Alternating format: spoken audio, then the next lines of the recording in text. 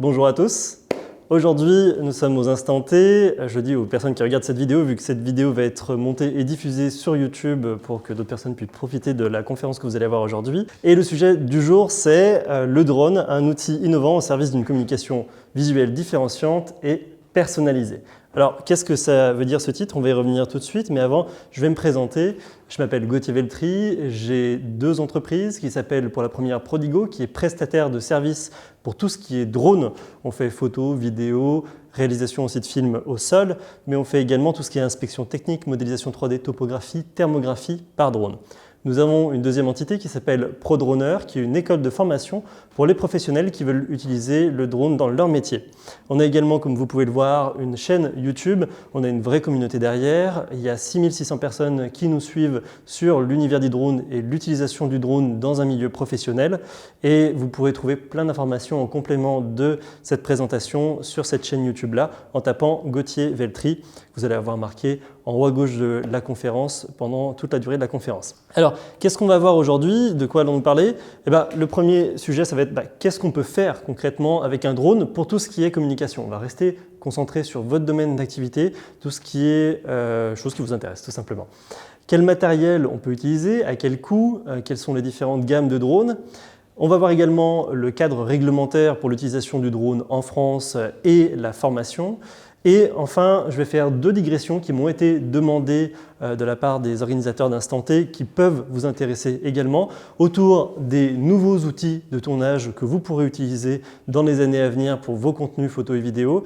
Et enfin, comment communiquer sur YouTube qui est peut-être un sujet qui vous intéresse. On peut également avoir des suggestions de votre part pour aborder d'autres sujets.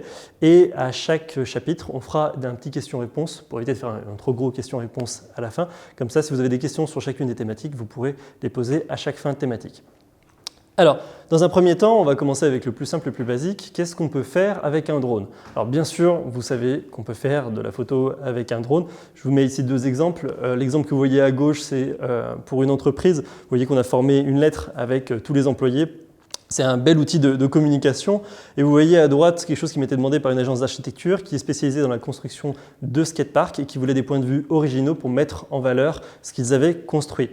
Ce pourquoi je parle de la photo, on va le passer rapidement, mais c'est que tout est une question de point de vue avec le drone. Je vous ai mis sur la gauche la photo qui a gagné, si ma mémoire est bonne, c'est le concours de National Geographic avec Dronestagram de 2019. Et vous voyez qu'on a vraiment une prise de vue de dessus à 90 degrés qui regarde ce qu'on appelle le nadir, qui est l'inverse du zénith. Et la plupart des vues des photos qui ont gagné ce concours avaient ce type de prise de vue-là, avec juste un drone qui regardait en dessous de lui. Vous pouvez voir que ça, c'est une autre photo qui a gagné le concours également sur la droite, qui change un peu de point de vue. Mais ce point de vue-là est très cliché, mais marche très bien. Donc en fait, avec le drone, vous allez pouvoir très vite avoir des points de vue qui vont vous permettre de vous différencier par rapport à d'autres photos traditionnelles. Si vous imaginez cette même photo-là vue du sol, un tracteur dans un champ de lavande, on a vu ça 20 000 fois. Avec un drone, tout de suite, ça donne du cachet et c'est très facile d'obtenir de belles images parce qu'on a des points de vue qui sont très différents. Après, on y reviendra. Ce n'est pas que le point de vue qui fait qu'une image est belle, mais on verra ça après la vidéo. On peut également prendre des photos à 360. Donc là, c'est un événement que j'ai fait avec le Crédit Agricole sur les terres de Jim. C'était un gros événement agricultural en Haute-Loire et on m'a demandé des photos pour pouvoir illustrer un peu le sujet. Là, vous pouvez voir une photo classique, c'est quelque part, même si c'est du drone, c'est quelque chose qu'on a déjà un peu vu. Et maintenant, vous pouvez de plus en plus facilement utiliser les photos en 360. Alors, comment ça se passe? Maintenant, c'est ultra simple. Avec ces nouveaux drones, vous posez le drone quelque part, vous lui dites photo 360 et il se débrouille. Il prend des photos en haut, au milieu, en bas, il se décale sur le côté, en haut, milieu, en bas, en haut, milieu, en bas. Le temps qu'il revienne au sol, il calcule et vous avez tout de suite une image en 360 qui est sur votre tablette et que vous pouvez bien sûr partager sur les réseaux sociaux en instantané, sans aucun traitement de votre part. Donc ça, c'est un support qui est original, qui est encore pas trop utilisé dans les services de communication, mais qui permet d'ajouter une vraie petite touche en plus, une petite touche dynamique. Ça permet vraiment de se rendre compte de l'environnement dans lequel on est. Donc, imprimez dans votre esprit cette image. Je vais vous montrer maintenant à quoi ressemble la photo en 360. Donc pourquoi est-ce qu'on l'exporte sur les réseaux sociaux?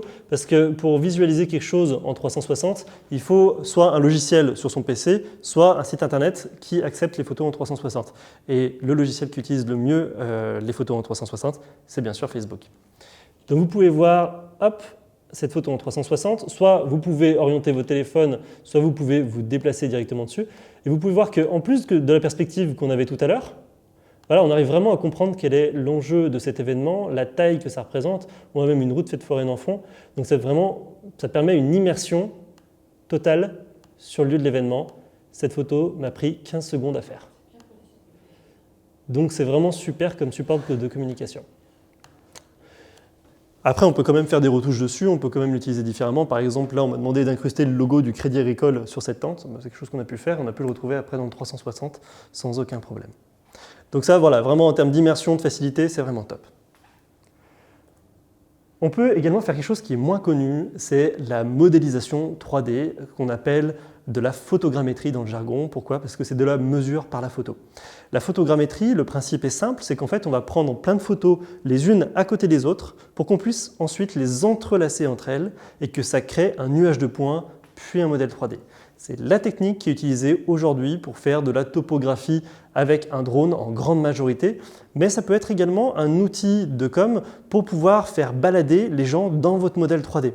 Je vous montre par exemple une centrale à gaz que j'ai immortalisée avec cette technique. Donc là, on ne parle pas de remodélisation 3D ensuite sur un ordinateur, on parle bien d'existence, c'est-à-dire que les photos ont vraiment capturé ce qui existe vraiment sur le site et c'est une vraie modélisation 3D, un vrai calque, un vrai patron de ce qui existe réellement sur place. Et vous pouvez voir que ce modèle 3D, qui est une version allégée pour pouvoir aller sur Internet, est juste impressionnant. Et en termes de com, vous pouvez par exemple dire, ben voilà, si vous cliquez sur 2, vous dirigez vers ce bâtiment, il faut aller ici. Ça sert par exemple pour cette entreprise qui a beaucoup de prestataires externes à indiquer aux salariés qui viennent bosser sur le site où est-ce qu'ils doivent aller. En géoréférençant ces photos, je fais une petite parenthèse, c'est-à-dire en utilisant un GPS de topographe et en classant un petit peu ces photos par coordonnées GPS pour simplifier, on peut l'utiliser dans la construction, les logiciels de construction, etc. Mais en tant que com, ça peut être un outil aussi simple et pratique à mettre en place. Ce type de modèle-là, si vous le faites en automatique pour un rendu, on va dire basique moyen, vous pouvez y passer de 20 minutes à 1 heure. Pour un truc un peu plus complexe, avec un peu plus de détails sur le modèle 3D, on peut y passer 2-3 heures sur place et après, il faut lancer un traitement sur un ordinateur qui lui prend plusieurs jours en automatique. Donc ça peut être un support original, d'autant plus que je ne vous l'ai pas mis dans la présentation, mea culpa, mais par exemple, j'avais une société qui m'avait demandé ensuite d'imprimer cette maquette en 3D.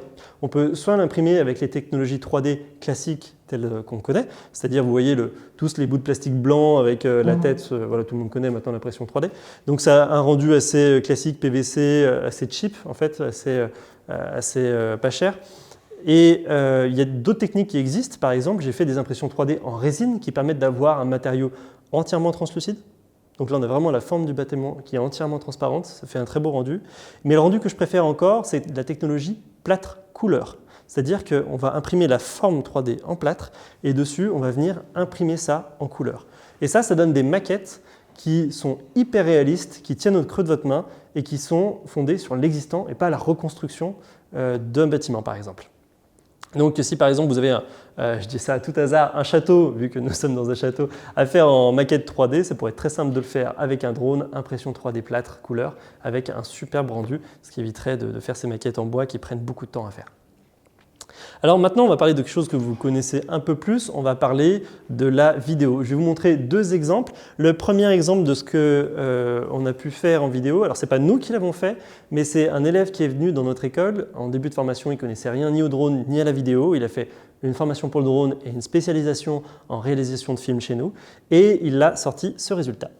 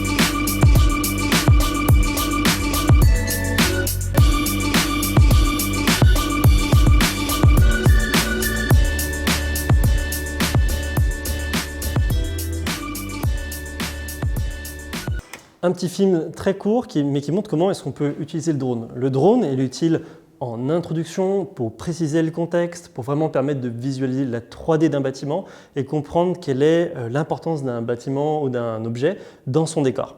Et vous voyez que mixé avec des plans au sol également, c'est rare qu'on fasse que du drone seul, ça permet vraiment de mettre en valeur des choses qui n'ont pas forcément d'intérêt quand on est comme ça au pied d'un bâtiment ou d'un objet. Là, l'objectif c'était clairement de dire, bah voilà, il y a un manche à air sur une piste d'aérodrome, il va falloir que tu me rendes ça sexy, il va falloir que tu me donnes envie d'aller voir ce manche à air. Et vous voyez qu'on a des images qui sont dynamiques, on a des plans qui sont variés, on a des plans de contexte, on comprend où c'est, on arrive à avoir des points de vue différents, on a des impressions vraiment de 3D en passant très proche des bâtiments avec un drone. Et on peut faire un petit film d'1h30 qui donne envie d'aller voir cette chose-là, alors qu'en vrai, il n'y a absolument rien de spécial. Donc le drone, c'est vraiment un outil qui est formidable pour ça, c'est que ça permet d'avoir un contexte et des points de vue complètement différents. Je vais vous montrer maintenant un deuxième exemple. Alors là, je ne vais pas vous le montrer en entier, vu que ça va être un peu long. Donc ici, vous avez la présentation de la 3e ligne de tram de Saint-Étienne qui va être inaugurée demain. Et donc vous voyez, on a des plans au sol. Je vais avancer un tout petit peu. Et pour comprendre ces plans au sol, tout de suite avec un plan aérien, on arrive à saisir le contexte et dans le cas précis, saisir l'orientation de la voie de tram, voir où elle va, etc. Mixage avec plan au sol avec une autre technique dont on parlera tout à l'heure. Vous voyez que tout de suite, ça permet... Du sol, on serait un peu perdu sur cette ligne de tram. Là, le drone a une vraie plus-value sur la compréhension du tracé de la nouvelle ligne de tram. Voilà, je vais passer, on y reviendra un petit peu tout à l'heure pour des choses un peu plus spécifiques. Et je vais vous montrer un dernier exemple en vidéo immersive. Alors ça, c'est la nouvelle technique qui est utilisée aujourd'hui dans l'audiovisuel avec des drones qui sont un peu plus complexes à piloter. C'est ce qu'on appelle le FPV. FPV pour en anglais, First Person View, c'est-à-dire vue à la première personne. Pourquoi? Parce que là, le pilote va être immergé dans un casque et va vraiment se sentir comme étant un pilote directement dans le drone. Pour vous dire, moi, ça fait 5 ans que je pilote de drone. Le pilotage est complètement différent, beaucoup plus difficile. Là où je me considère comme avancé sur le pilotage avec un drone comme ceci, je suis complètement débutant sur un pilotage avec ce type de drone-là. Donc ce sont des plans qui sont plus durs à avoir, qui ne sont vraiment pas à la portée des débutants, mais ça vient révolutionner cette année, l'année dernière, ça a vraiment commencé à prendre de l'importance. Ça vient révolutionner les prises de vue aériennes telles qu'on les connaît aujourd'hui. Ouais, ça c'est assez inédit comme point de vue. On se croirait dans un jeu vidéo, parfois même on est en confusion, on n'arrive pas à savoir si c'est des images 3D ou si vraiment des images tournées avec un drone. Et personnellement, après avoir vu beaucoup d'images de drone, moi c'est ça qui me merveille aujourd'hui et c'est ce vers quoi on va tendre dans notre entreprise. Mais c'est très compliqué à mettre en place. C'est coûteux en matériel. Sur un tournage, il n'est pas rare qu'on casse 1 ou 2 drones à chaque fois. 1 ou 2 GoPro qui sont sur les drones. Donc c'est des tournages d'envergure autre encore. Mais par contre, vous avez vu ces images qui sont absolument magnifiques. Ça permet de redécouvrir encore une fois des bâtiments d'une manière encore différente. Alors, est-ce que avoir un drone, c'est avoir de beaux résultats? Parce que là, je vous ai donné envie à fond, vous avez tous envie d'acheter un drone maintenant. Sauf que, est-ce que vraiment vous pensez que le fait d'avoir un beau drone vous aidera tout de suite à avoir ce beau résultat en termes de com? Vous avez peut-être déjà un drone dans votre société? Oui? Et alors en termes d'image, est-ce que vous arrivez… Il s'est cassé à la première sortie, d'accord. Ok, très bien. Ok, c'est pourquoi je parle spécifiquement de ceci. C'est parce qu'un drone, c'est qu'une caméra volante. C'est tout. C'est un appareil photo volant, c'est une caméra vidéo volante, mais ce n'est rien d'autre qu'une caméra volante. Ce n'est pas parce que vous achetez une caméra que demain vous allez avoir des résultats spectaculaires avec une caméra. On a tous passé un dimanche après-midi à regarder la vidéo GoPro du beau-frère qui nous a fait un plan séquence de 20 minutes lorsqu'il fait du VTT. C'est pas du tout intéressant, on est bien d'accord. Et ça sent le vécu, non? Et pour pouvoir faire des belles images, en photo, il faut être bon en retouche photo. Et en vidéo, il faut savoir faire du montage, il faut savoir mettre de la musique, il faut savoir créer une histoire, il faut savoir mettre du dynamisme, etc. J'ai un confrère et ancien élève qui est passé dans notre école, qui s'appelle The French Drone, qui est basé à Annecy, qui sur son site internet a montré un petit peu les photos qu'il a publiées, le résultat avant-après, pour essayer de vous faire comprendre justement cette notion. Ok. Donc vous pouvez voir par exemple cette photo-là, en avant-après. La photo après est juste magnifique, on est tous d'accord, hein, ça fait un superbe rendu, on a vraiment l'impression que c'est une photo d'un photographe professionnel, ce qu'il est d'ailleurs au passage. Et la photo d'origine pourtant n'est pas folle. Ça c'est, je ne sais pas, peut-être 2 à 3 heures de travail sur Lightroom, peut-être un peu moins maintenant qu'il a à la main. Pareillement, vous voyez une image qui pourrait être prise comme ça, relativement basique. Voilà comment, avec un peu de retouche, on peut la transformer en une image spectaculaire. Pareillement, ici, on voit un skatepark dans le désert, une image assez plate, assez fade, mais tout de suite sublimée avec un peu de retouche. Pareillement, je vous ai mis un extrait vidéo d'une prestation que j'ai faite il n'y a pas longtemps, qui est une prestation de chantier. Vous voyez qu'on a des plans sympas, hein. Ça c'est mes plans favoris, c'est un peu ma patte. C'est des plans en 3D où on a un mouvement qui vraiment donne cette impression de maquette 3D. Et alors pas sur ce plan-là, ça c'est un plan assez classique. Et là c'est les rushs tels que je les ai livrés aux clients parce qu'on m'a demandé de livrer des rushs. Juste des bouts de vidéo sans rien. Donc je coupe le plan, je prends le début du plan, la fin du plan, je ne mets pas de musique et je livre juste comme ça des rushs. Et c'est là qu'on voit que finalement le plus important là-dedans, ce n'est pas le rush en lui-même, mais c'est vraiment la façon dont on va le mettre en forme, la façon dont on va créer une histoire avec les images de drone. Donc ne comptez pas sur le drone pour tout de suite magiquement répondre à vos besoins et pouvoir vous créer de superbes rendus sans effort. Si vous achetez un drone dans votre entreprise, il faut qu'il y ait quelqu'un qui s'investisse dans l'image, que ce soit dans la retouche photo ou dans la retouche vidéo, comme si vous achetiez une caméra dans votre agence, dans votre organisme. C'est exactement la même problématique.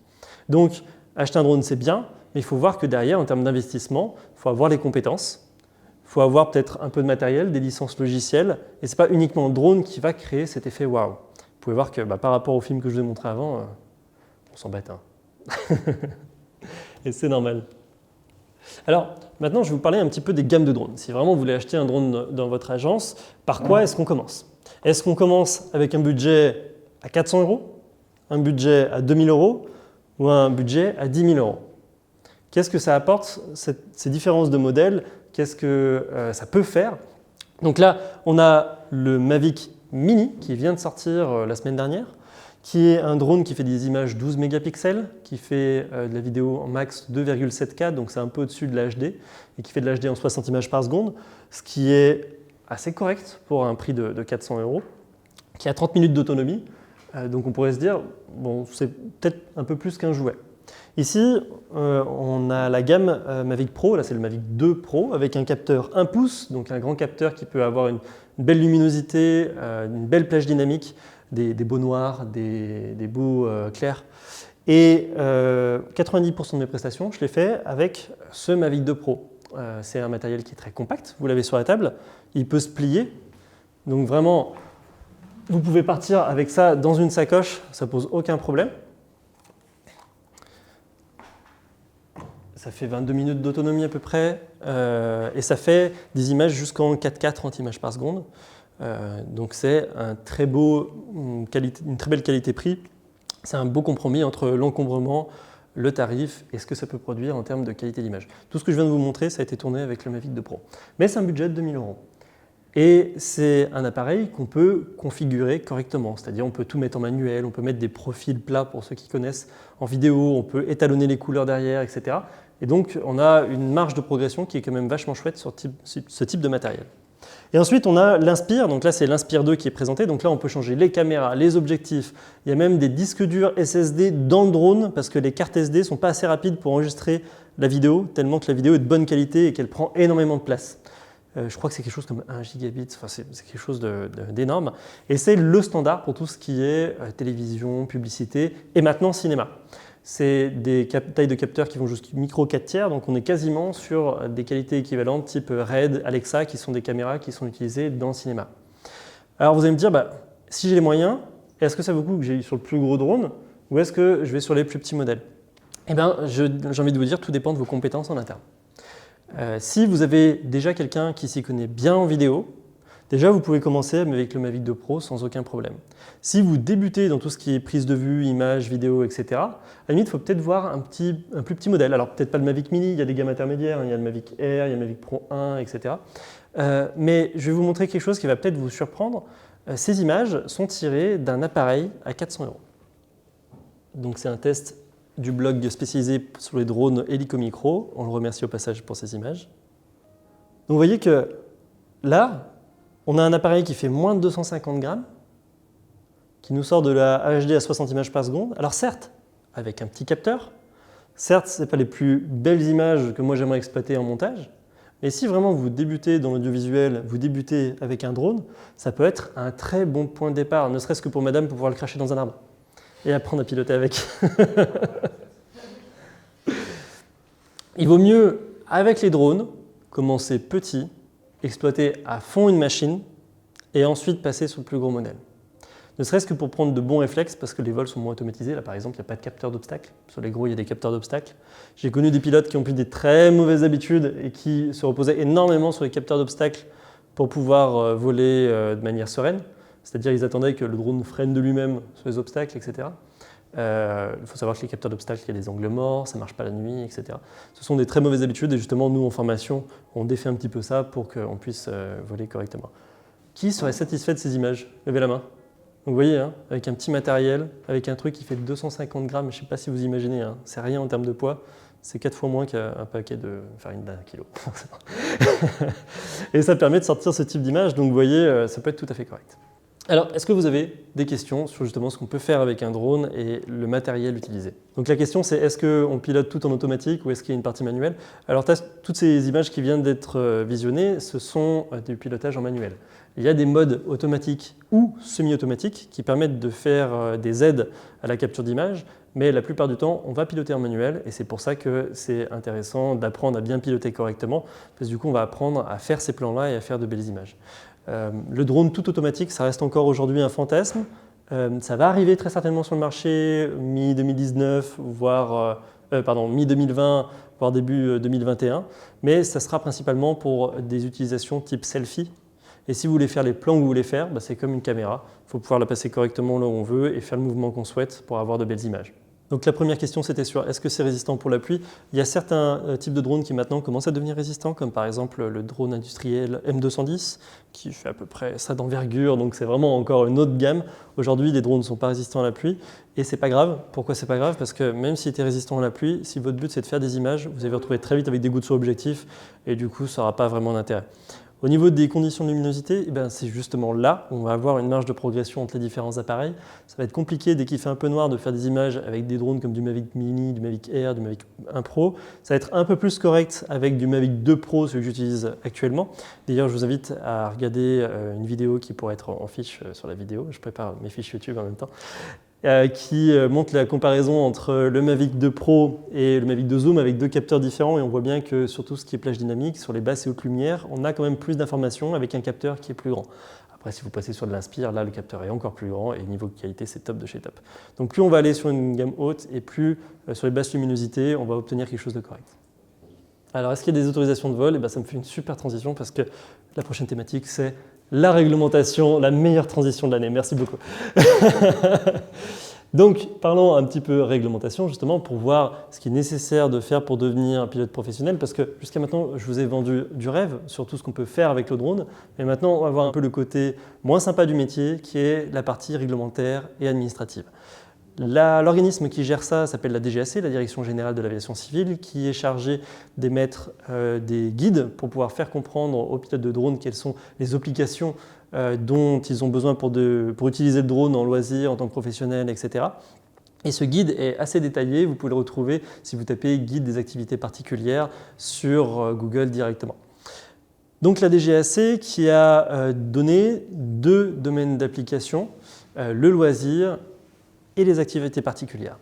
Avant de parler de ça, je vais vous dire pourquoi est-ce qu'il y a une réglementation. C'est vrai que, parce que ça a l'air assez compliqué, comme ça à première vue. Mais il ne faut pas oublier que, d'une part, il y a un trafic aérien.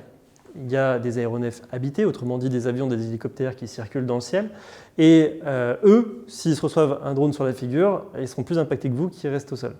Donc c'est pour ça qu'il y a une limite à 150 mètres, c'est un plafond de verre. En dessous, il y a les drones, au-dessus, il y a les avions. Et il y a certaines zones qui sont limitées, sur lesquelles il y a des restrictions en termes de hauteur de vol. Le deuxième risque, alors j'ai mis un petit warning, c'est pas pour rien, c'est parce qu'il y a des images assez gore. Donc si vous êtes sensible, je vous invite à ne pas les regarder. Et c'est le risque le plus gros pour moi, ce sont les blessures avec les hélices. C'est pour moi le plus dangereux au niveau du drone. Les hélices, elles ont beau être en plastique, à la vitesse où elles tournent, c'est un blender, c'est un mixeur, ce sont des lames de rasoir qui sont en train de tourner.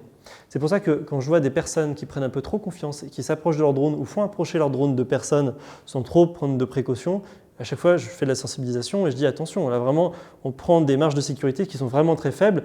Ça, ces hélices de ce drone, ça peut couper un doigt, quoi, ou au moins bien entaillé, donc il faut faire super attention. Vous voyez par exemple quelqu'un qui s'est pris un retour d'hélice sur son nez, un chanteur qui a voulu attraper un drone en plein vol pour orienter la caméra vers lui, mal lui en a pris, il s'est pris la main dans les hélices. Un autre retour de vol un peu plus rapide, vu qu'on voit que les pales sont plus espacées, c'est de l'humour noir. Et enfin, un enfant qui a perdu l'usage d'un œil parce que son oncle, dans son jardin, a perdu le contrôle de son drone. Ça peut aller très vite, et il suffit d'une fois. Donc vraiment, c'est pour ça qu'il faut faire extrêmement attention avec la sécurité au niveau des drones, et c'est pour ça qu'il y a cette réglementation. Donc, vous devez tous connaître au moins ces règles-là, ce sont les plus basiques, ce sont les règles au niveau du loisir. Vous serez pas forcément directement concerné, parce que justement, on va voir que vous rentrez dans la catégorie pro, mais voici les règles que vous pouvez expliquer aux personnes qui utilisent le drone dans un cadre de loisir. On ne survole jamais de personne, et ça inclut un périmètre de sécurité autour du drone en tout temps. Donc ça veut dire qu'il y a minimum un périmètre de 10 mètres de rayon sous lequel il faut qu'il n'y ait personne en dessous du drone. Je fais toujours voler mon drone inférieur à 150 mètres, donc pour éviter les collisions avec les avions, les hélicoptères, etc. Je ne perds jamais mon drone de vue, c'est-à-dire qu'à aucun moment je dois tourner des plans en n'ayant que la vue sur ma télécommande et en ayant perdu le drone de vue. On n'utilise pas le drone en agglomération, donc dans le cadre du loisir, on verra qu'en tant que pro, on a le droit d'avoir des autorisations pour voler en ville. Je n'utilise pas mon drone à proximité des aéroports, je ne surveille pas de sites sensibles, comme par exemple les centrales nucléaires, les hôpitaux, etc., les prisons. Je n'utilise pas le drone la nuit. La nuit aéronautique est définie 30 minutes après le coucher du soleil, 30 minutes avant le lever du soleil. Je respecte la vie privée des autres. Il n'y a pas de réglementation spécifique au drone. Il y a déjà une réglementation très précise qui existe sur tout ce qui est vie privée pour la vidéo en général et la photo. Donc ça, ce sont les règles de base qui ont été édictées en 2012. Et à cela s'est ajoutée la loi des 800 grammes. Je fais un gros attention. Les 800 grammes viennent se rajouter à cette réglementation et n'enlève pas des interdictions qu'il y avait avant. Parce que j'ai des personnes qui m'ont dit « je suis en dessous de 800 grammes, je fais ce que je veux ». Non, non, il y a déjà cette réglementation de loisirs qui existe et la règle des 800 grammes vient s'appliquer en plus, donc c'est plus contraignant avec cette règle des 800 grammes. Au-dessus de 800 grammes, il faut que le drone soit immatriculé sur un site du gouvernement et il faut également passer un examen. Je mets des guillemets parce que c'est plus une sensibilisation, c'est un QCM, on peut répondre autant de fois qu'on veut, qui permet d'utiliser le drone au-delà de 800 grammes, toujours dans le cadre de loisirs, donc sans aller voler en agglomération, sans survol de personnes, etc. Ça, c'est pour le loisir. Pour les professionnels, on va retrouver dans sa globalité des règles qui ressemblent beaucoup à ça, avec des petites précisions et des petites autorisations supplémentaires. Alors, avant de parler de la réglementation professionnelle, vous devez connaître la carte de Géoportail. C'est une carte que vous avez peut-être déjà vue quelque part. Si vous allez sur Géoportail, vous tapez à la limite Géoportail drone sur Google et vous tomberez sur cette carte-là. Cette carte-là, elle vous donne des indications en fonction de où vous êtes. Elle va vous dire rouge, on ne décolle pas. Rose, on est limité à 30 mètres. Orange, je crois que c'est 50 mètres. Et jaune, c'est 100 mètres. Cette carte n'est pas les interdictions que vous avez sur votre drone. Parce que des fois, je ne sais pas si vous avez vu, pour ceux qui utilisent des drones, vous avez des alertes, des interdictions, etc. Ce sont des interdictions qui sont spécifiques au constructeur, qui est chinois et qui n'a pas trop connaissance de la réglementation en France, en tout cas qui n'applique pas les mêmes limites sur ces drones. Donc ce n'est pas parce que vous pouvez voler avec votre appareil parce que vous n'êtes pas dans une zone d'interdiction de décollage que vous êtes en accord avec la réglementation française. La carte de référence pour le loisir, c'est celle-là. Donc vous voyez, par exemple, la ville de Saint-Étienne ici, donc une zone d'agglomération qui est limitée en décollage parce que c'est une agglomération, c'est les petits tas qu'on peut voir. Et vous pouvez voir également que là, il y a l'aéroport d'Andrézieux-Boutéon qui, sur 20 km, 10 km devant, 10 km derrière de la piste, va décréter une zone d'interdiction au décollage. Je ne sais pas si vous connaissez un peu le coin, mais en gros, Andrézieux-Boutéon, ce n'est pas tout à fait à côté de Saint-Étienne, et vous voyez quand même, ça impacte jusque dans le nord-ouest de Saint-Étienne. Vous pouvez voir également ici un héliport. Il y en a un qui est un peu caché ici également, donc ce sont des héliports d'hélicoptères, Saint-Chamond, Rive-de-Gier, et nous actuellement, on est par là-bas. Ici, vous voyez une grande zone orange limitée à 50 mètres. Ce sont des zones qui sont limitées par les militaires. Donc, vous voyez qu'il peut y avoir des grandes zones qu'on ne connaît pas forcément, qui sont interdites de survol.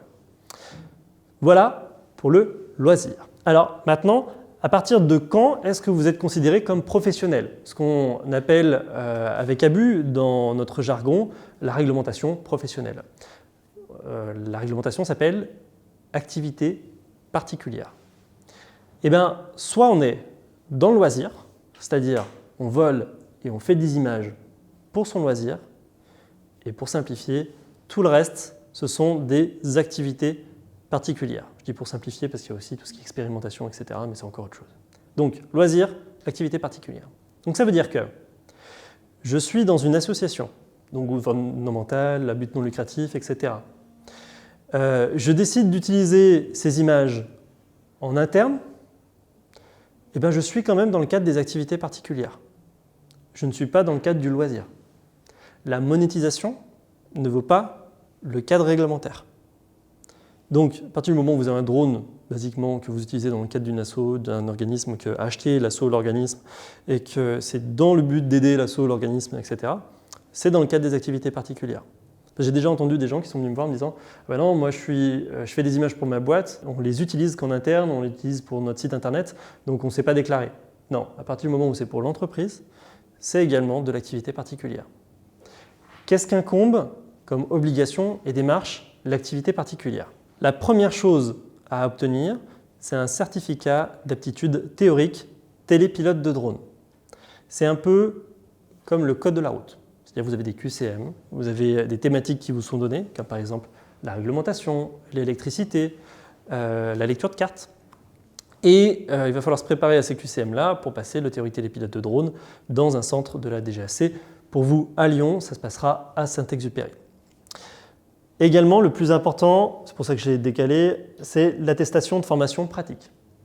Depuis juillet 2008, vous devez, pour devenir pilote de drone dans le cadre des activités particulières, autrement dit professionnelles, avoir une attestation de formation pratique délivrée par un organisme de formation qui s'est déclaré en tant qu'organisme de formation, pour faire simple. Donc, c'est les deux choses les plus importantes. C'est ce qu'on fait dans notre école ProDroner. On a un programme de formation qui inclut à la fois la préparation pratique, et on délivre l'attestation de formation, et la préparation au diplôme théorique télépilote de drone. Pour devenir pilote de drone, il faut compter à peu près une semaine de mobilisation pour la pratique et en e-learning, dans notre fonctionnement, un petit peu tous les soirs, au moins prévoir ça sur un mois. On a une plateforme de e-learning qui permet du coup de s'entraîner pour le théorique. Donc ça, c'est deux choses un peu les plus contraignantes qui prennent un peu le plus de temps, mais ce n'est pas futile parce que même des personnes qui viennent me voir dans mon centre de formation avec un drone, qui ont déjà utilisé le drone à titre personnel, qui ont déjà utilisé le drone un peu illégalement dans le cadre de leur entreprise, etc. Lorsqu'ils font une semaine de formation, au début ils me disent je ne pensais pas au début qu'une semaine c'était utile, et à la fin de la semaine ils me disent tous ah ouais je comprends parce qu'il y avait tellement de choses à voir, à la fois sur le point de vue réglementaire, électricité, logiciel, technique de vol, etc. qu'une semaine en fait c'est très très dense pour donner toutes ces notions-là.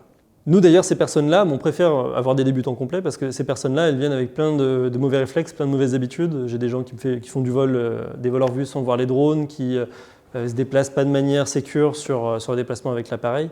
Donc du coup, on va enlever toutes ces petites mauvaises habitudes, ou pour ceux qui ne connaissent pas du tout le drone, on va leur donner directement les bonnes pratiques. Et ça va leur permettre d'utiliser le drone en toute sécurité, sans le cracher. Je cible personne.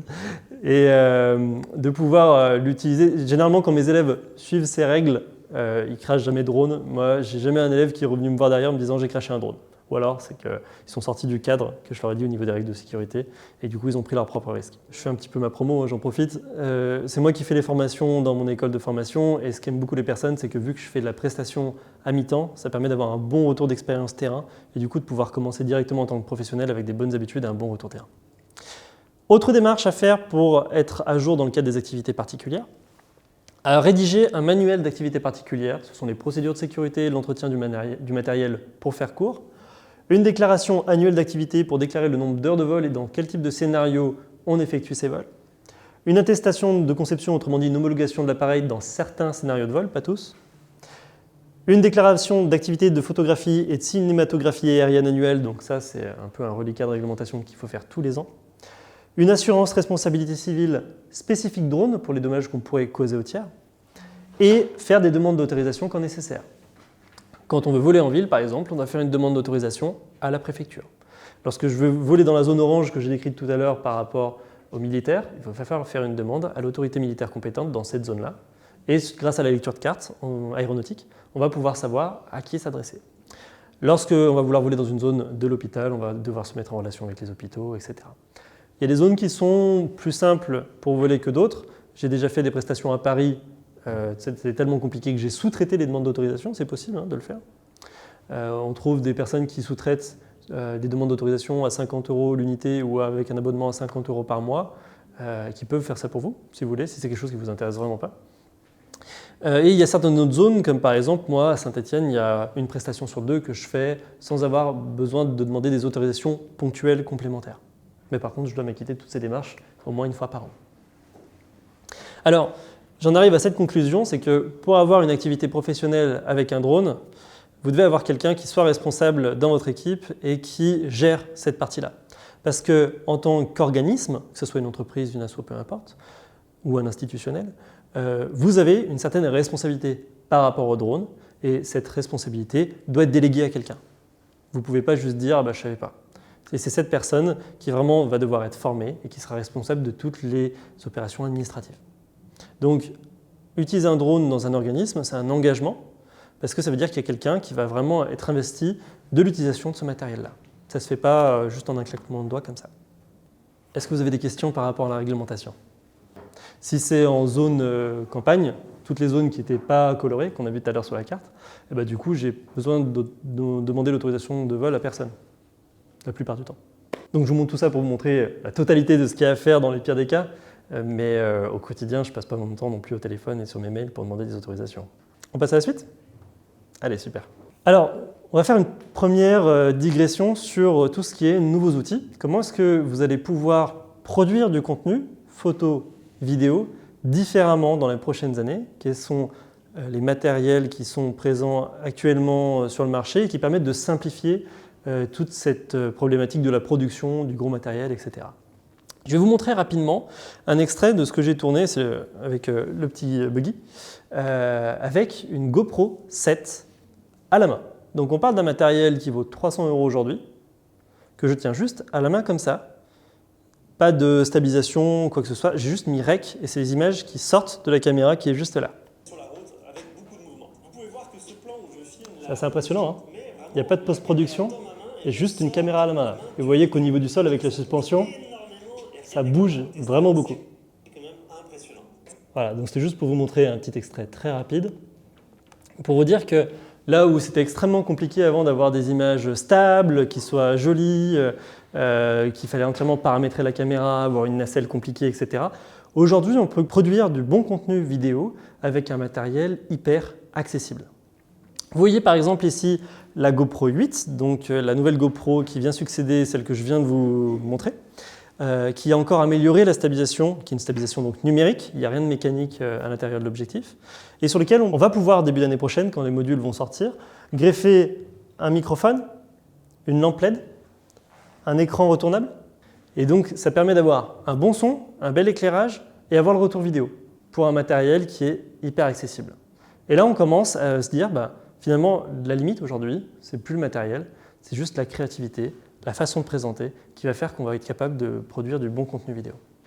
Même plus besoin de cadrer. Bon, c'est un peu provocateur, un petit peu quand même. Mais vous voyez ici la GoPro 8 Max. Donc ça c'est l'avant de la GoPro et à l'arrière il y a un autre objectif comme ça. Et ça permet de faire des images en 360. La promesse de cette GoPro, c'est que vous tenez la GoPro avec un stick et vous vous occupez absolument plus de cadrer, vu qu'étant donné que vous avez une image à 360, vous pouvez après, dans le logiciel, recadrer comme bon vous semble. Donc c'est fini le temps où, pour se filmer en train de faire du ski, on devait mettre la GoPro au bout d'une perche et bien la régler pour que ça nous cadre bien lorsqu'on est en train de faire du ski. Là, on met juste la GoPro, on ne s'occupe plus de rien, on la met comme ça, on se balade comme ça, et après dans le logiciel, on pourra nous dire, vous ciblez le personnage, et je veux qu'il soit toujours au milieu de l'image. Donc là, ça vient encore révolutionner un petit peu comment on utilise la vidéo. Pardon ? Je disais qu'on avait même la chute. On a même la chute, tout à fait, et peut-être mieux cadré que du coup avec la GoPro originale. Je vous montre en exemple le test qu'a fait un Américain, parce que j'ai pas encore eu la chance d'avoir cette GoPro dans les mains. Vous voyez là, la caméra elle bouge pas, mais c'est après dans le logiciel qu'on a recadré pour pouvoir mettre la GoPro au bon endroit. Donc là, c'est un autre skieur qui tient le GoPro dans la main. Là, c'est la personne qui est directement dans la voiture qui tient la GoPro. Elle ne bouge pas la GoPro, mais numériquement, après, on va recadrer comme on veut.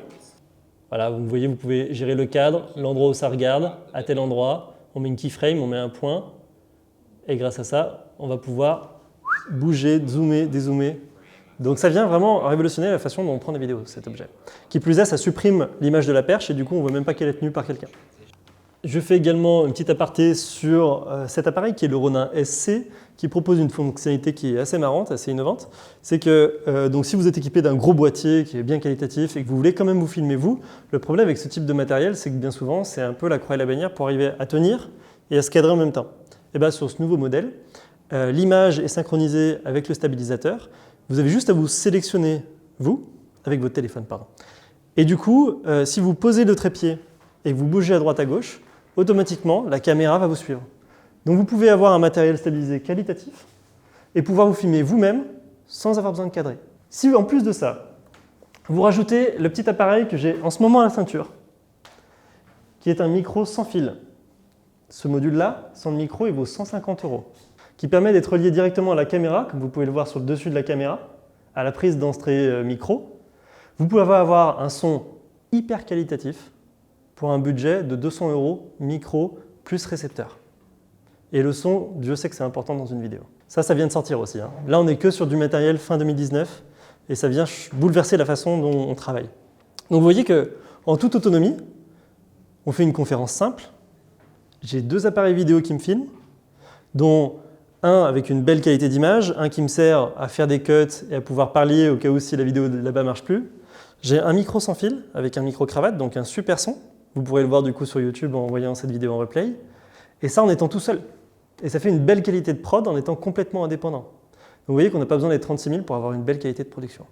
Une bonne vidéo, c'est quoi? C'est déjà le plus important, un bon son. Ce module-là, vous pouvez le brancher directement à un smartphone. Tout le monde a un smartphone aujourd'hui. Donc ça veut dire qu'avec ça, vous n'avez plus aucune excuse pour ne pas avoir un bon son. Même si vous faites la vidéo avec un smartphone dont la qualité vidéo, excusez-moi du terme, est dégueulasse, si vous avez un bon son, vous aurez une vidéo qui sera déjà qualitative. Donc ça, c'est déjà le plus important et aujourd'hui, on voit que c'est très facile d'avoir un bon son avec des appareils qui sont portatifs, etc. La deuxième chose, c'est la lumière. Pourquoi j'ai fait attention à bien rallumer les lumières avant de commencer la conférence, même si on voit un petit peu moins bien le vidéoprojecteur, c'est que ça, je sais que c'est capital pour que les gens y restent sur la vidéo, parce que si j'étais dans le noir, les gens auraient décroché au bout de 5 minutes. Vous n'avez pas forcément besoin d'investir sur des lumières qui sont très extravagantes. Si vous avez besoin d'investir sur du matériel, avec 80 € sur Amazon, vous pouvez avoir une lumière avec un beau diffuseur, ça comblera 90% de vos besoins. Encore mieux, si vous n'avez pas le budget pour des lumières, juste vérifiez votre orientation par rapport à la fenêtre avant de commencer la vidéo. Si vous avez une belle lumière qui vous arrive dessus, ça vous améliorera la qualité de votre vidéo de 50%. Et enfin, un récit. Et c'est souvent ce qui est oublié dans la plupart des vidéos qui sont faites sur tout ce qui est promotion du territoire ou promotion d'une entreprise, etc. C'est que les images, même si on les prend un petit peu sans savoir exactement à quoi va ressembler la vidéo finale, il faut qu'elle compose une histoire. Moi, quand je vais filmer par exemple quelque chose de basique, juste une entreprise comme j'ai fait il n'y a pas longtemps qui fait de la conception industrielle, il y a un plan de drone au début pour avoir le contexte. Il y a une introduction tout de suite à l'entreprise avec le fondateur. Ensuite, on a des plans de coupe avec le métier. Et on fait des allers-retours comme ça, et quand on termine avec les 2 fondateurs, avec une jolie phrase de fin, le drone qui repart pour repréciser le contexte, et on a une super vidéo institutionnelle en une production qui a duré 2 heures sur place. Et aujourd'hui, si vous voulez débuter avec un kit qui soit de qualité, comme tout ce que je viens de vous montrer maintenant, pour un budget minimum, vous pouvez le faire avec quelque chose de très raisonnable. Le kit Rode plus micro sans fil, 200 €. Une DJI Osmo Action, je vous ai mis celle-là parce que contrairement à la GoPro, elle a un écran qui permet de voir comment on cadre devant, si vous voulez faire du selfie. 350 €. Une GoPro, c'est à peu près le même budget. Trépied et accessoires, maintenant on peut trouver des trépieds à 20 €, on peut trouver des petits trucs de lumière très facilement, 50 €. Vous en avez pour un total de 600 € pour commencer une activité audiovisuelle et vraiment progresser avec ces caméras de base. Vous n'avez pas besoin d'acheter tout de suite une grosse caméra comme on a là pour pouvoir progresser en audiovisuel. Déjà, avec une Osmo, avec une GoPro, vous pouvez très facilement composer de très belles vidéos comme vous avez pu le voir sans que le matériel soit extravagant. Vous mettez en plus un Mavic Mini qui vaut 400 €, le plus petit drone qu'on a vu pour débuter. Ça vous fait un budget de 1 000 € et vous voyez que là, ce qui manque, ce n'est pas le matériel, c'est pas la qualité du matériel, c'est pas la facilité d'utilisation, c'est pas tout ça.